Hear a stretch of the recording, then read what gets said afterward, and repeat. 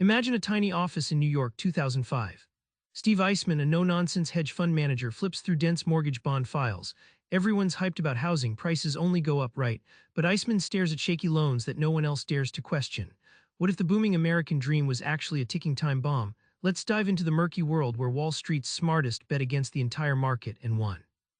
Before the crash, many saw the housing boom as bulletproof, but in shadowy corners some spotted cracks. Here's how it all spiraled. Michael Burry, a quirky neurologist turned hedge fund manager, pored over loan documents and found homeowners who'd never pay back their risky variable rate mortgages. These were bundled into mortgage-backed securities, supposedly safe investments, but the foundation was rotten wood painted gold. Imagine mixing poisons in a giant punch bowl, then labeling it champagne. Wall Street's quants layered risky loans into collateralized debt obligations, hiding danger inside layers nobody fully understood. These financial Frankenstein monsters created profits for few, but masked massive risk for everyone. As mortgage defaults rose, Eisman and others bet against these securities, a move called shorting. When the housing bubble popped, billion-dollar losses crashed banks and sent shockwaves worldwide. The market's confidence in endless growth was an elaborate mirage dissolving in real time. Even Wall Street's brightest had the facts, but nobody wanted to believe the American dream was crumbling. Here's why hope and fear froze them in place. Steve Eisman recounts meetings where analysts shared grave concerns quietly, but no one went public.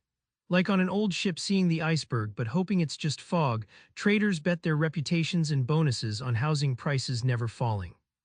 The financial system was a house of cards propped up by assumptions, like a gambler doubling down, believing the next hand must win. Banks, investors, and rating agencies all fed this narrative, ignoring glaring warning signs because admitting the truth meant catastrophe for them. The biggest banks made billions by repackaging these mortgages and selling risky bets. They chose short-term gains over long-term stability, turning crises into profit machines. Eisman's realization was brutal. He wasn't just betting against Wall Street, but humanity's delusion itself. Few dared to bet against the market, and even fewer profited. This final act reveals how those outsiders exposed the scandal. Characters like Michael Burry, Steve Eisman, and Greg Lippman, an idealistic trader with a knack for detail, formed a bizarre chorus of contrarians. They were Wall Street stars, but outsiders who saw what others wouldn't and bet billions on disaster. By buying credit default swaps, these investors essentially purchased insurance against mortgage failures. It's like betting your house would burn down, profiting from disaster.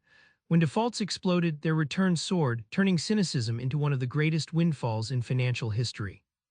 But victory tasted bitter. The system collapsed, millions lost homes and jobs, and the public paid the price.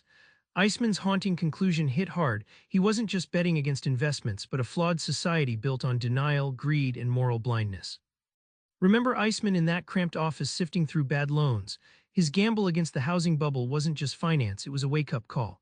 The Big Short teaches us to question the comfortable story, look beneath the shiny veneer, and bet on reality no matter how ugly. Next time you hear impossible risk, ask yourself, what are they hiding? Try this, challenge one unquestioned assumption today. Subscribe for more book summaries like this one.